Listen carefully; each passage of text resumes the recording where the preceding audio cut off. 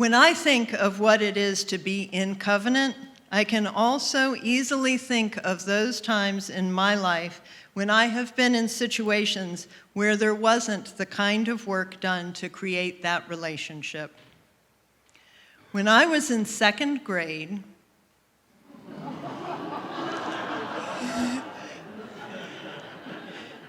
in a classroom in an elementary school right down the street from this UUCA campus, I found myself in a situation so badly out of covenant as to be abusive, and in a very lasting way.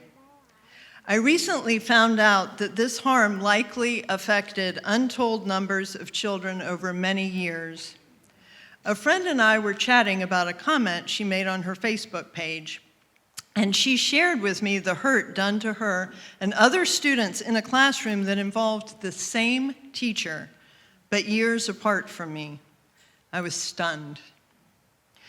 As an adult, I have spent a lot of time thinking about that teacher and my experience. I have recognized, of course, that she had no business being in that role with that power over children, and that she was likely deeply wounded herself to have behaved in the ways that she did. But what it took me longer to realize is that the lack of a caring framework in that classroom also meant that we had no idea how to be with each other as students. We were set up to harm each other because we could not see how to be with each other in ways that were respectful and caring. Now, the year before second grade, I had a completely different experience. My first grade teacher modeled such care and kindness and intention that we could easily follow that lead. When I came in with totally wet, soaking socks and shoes one morning after splashing in puddles on my way to school, she not only took mine off to dry, but she also gave me hers so that my feet would not be cold, and she went barefoot until mine had dried. She was that loving person. Yes, she was the teacher in the classroom, and yes, the adult in charge, but my memory is that she felt like a participant with us in that space, someone who could guide us, but also be in community with us inside a framework of compassion and mutual respect. The lasting impression from that particular classroom experience has also stayed with me, and I am ever grateful for that. It certainly helped me get through the awful year to follow, but it also cast a particular light on the dysfunction of the next classroom. I have reflected on the power of modeling both good and bad behavior, particularly by someone in a leadership role, but I have also thought about how the lack of understanding of how to be with each other leads to poor outcomes and sometimes great harm.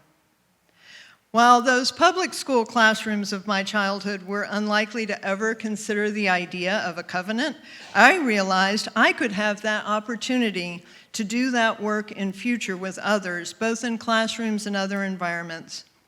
I could ask, with intention, how can we work to be in supportive relationship with each other? In my work with children and youth of all ages in this denomination, at UUCA, other congregations, and at our UU camps and conferences, I have participated in building covenants again and again so that we can identify what our needs are together and how we can work to make sure that we can be in right relationship to meet those needs as we do whatever comes next. It is the first work in the classroom, always. How do we take care of each other here is a powerful question. What promises do we make to do that? As UUs, we do that significant work with each other as adults in relationship too. The thing to know about a covenant is that it is a living agreement and not a stagnant one. It is something that has to be revisited, and we will often find ourselves needing to be reminded about the work we have done together. It can be easier to find the concepts that come to us as we create a covenant, and much more of a challenge to live by them. I am often tempted to think that a covenant is the glue that can hold us together, but it is not like that, rigid and stuck. Instead, I believe a covenant is that which holds us. A covenant holds us up and holds us in care. It is the container that holds our values and how we will live by them. Here at UUCA, we have a congregational covenant, as we shared earlier in the service. The individual groups and classes that gather within our community create covenants as well. Our covenants are the containers of the important work of our lives in community, and we painstakingly and lovingly create them together. When you are here, may you feel that you are held and holding others in a shared promise of care. It is up to all of us to do this important work. Indeed, this is how we build the beloved community. May it be so.